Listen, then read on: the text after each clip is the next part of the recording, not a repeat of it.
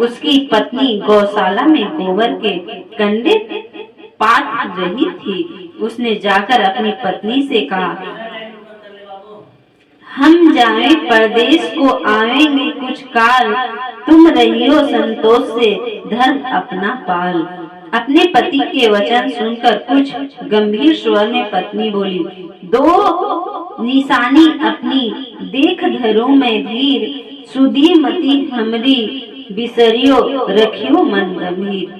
अपनी पत्नी के वचन सुनकर वह बोला, मेरे पास निशानी के लिए बस यह एक अंगूठी है, इसे अपने पास रख लो, लेकिन अब तुम भी अपने कोई निशानी मुझे दे दो, ताकि परदेश में उस निशानी को देखकर तुम्हें याद कर सकूं। अपने पति की बात सुनकर वह बोली, नाथ मेरे पास निशानी के लिए कुछ भी नहीं है। फिर कुछ सोचकर उसने गोबर के हाथ से उसकी पीठ पर थाप लगा दी।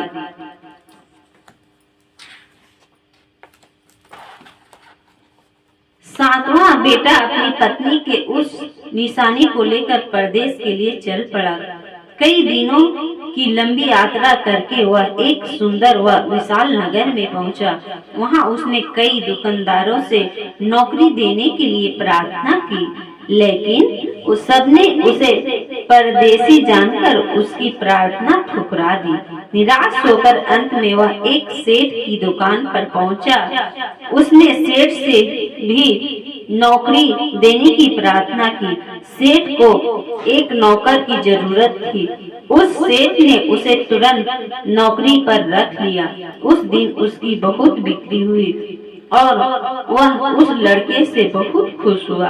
कुछ ही दिनों में उसने सेठ का सारा काम संभाल लिया। उसके व्यवहार से आने वाले ग्राहक बहुत प्रसन्न थे। सेठ का व्यवसाय तेजी से चलने लगा। उसने उसकी मेहनत और ईमानदारी देखकर उसने अपनी हिस्सेदार बना लिया। कुछ ही महीनों में उस लड़के ने बहुत सा धन कमा लिया।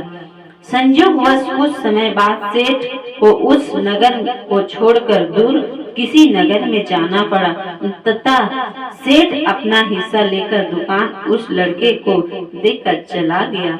अब सारे व्यवसाय का मालिक वह लड़का बन गया। उधर बुढ़िया ने उस लड़के की पत्नी को बहुत दुख देने शुरू कर दिए थे। वह हर समय बहू को जली कटी बातें सुनाती रहती थी। वह बेचारी हर समय काम पर लगी रहती थी, लेकिन फिर भी उसकी जेठानियां उससे कुछ न कुछ बुरा भला कहती रहती।